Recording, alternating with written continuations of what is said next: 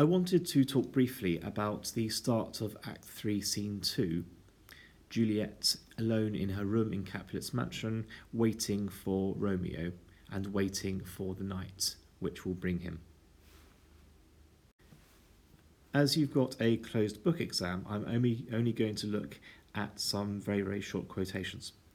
The first thing about this speech is the dramatic irony. Just before this has happened, we've had the tragic events of Act 3, Scene 1. Mercutio and Tybalt are dead, and Romeo has been banished. The audience knows that the tragic momentum of the play is now in full motion, if that makes sense. However, then there is then a massive contrast between the mood of 3-1, with the finality of Romeo's banishment, and this scene here. Juliet on her own in her room. Gallop apace, you fiery-footed steeds, towards Phoebus' lodging, etc., etc. Even from the very first line, we can say a lot about this. The overall impression is a real sense of joyous anticipation and excitement. Just look at the first two words, gallop apace. Can you hear how these contrast to the usual steadiness of the iambic pentameter?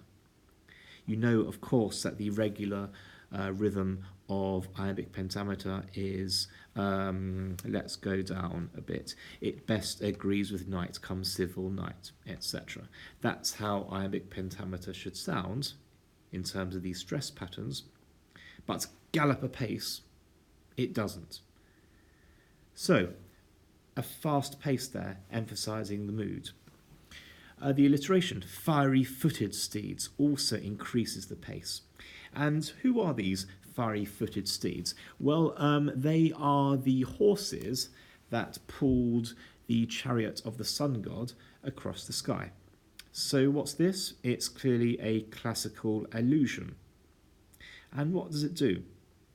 Well, there's a number of things. Of course, the Elizabethans were very fond of classical allusions, references to Greek and Roman mythology. This could be seen to elevate the cosmos. It gives the sense, I think, that everything's okay, everything has a purpose. Juliet, perhaps even, is part of this wonderful world of myths and legends, of gods and lovers. Things are going so well that she's part of her own fairy tale. This world of myths and legends. The last quote I want to talk about is come night. The quotes that you'd have to learn would be come night, come civil night. Throughout this passage, if you look at the whole page, on page 103 of your text, you'll see repetition of come, come, come. So the strength of her desire is being emphasised. Her desire for night to, well, as she says, come. Also interesting to note, gallop apace, come night, comes gentle night. These are pleas, but also invocations or even imperatives.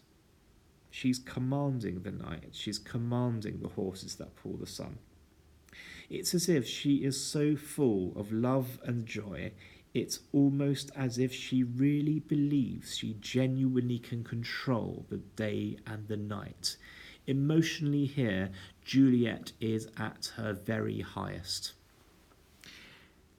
And that makes the contrast between the previous scene, Romeo's banishment, and what happens immediately afterwards when the nurse brings news of Romeo's banishment and Tybalt's death, so poignant. Have a look at my notes, just two ends.